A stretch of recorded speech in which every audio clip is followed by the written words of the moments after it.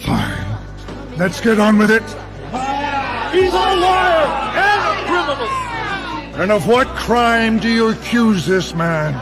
This man has seduced the people into believing that he is the Christ, the only Son of God himself, the great King of the Jews.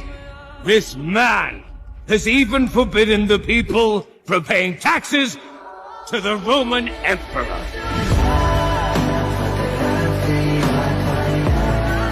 Father, forgive them. They don't know what they're doing.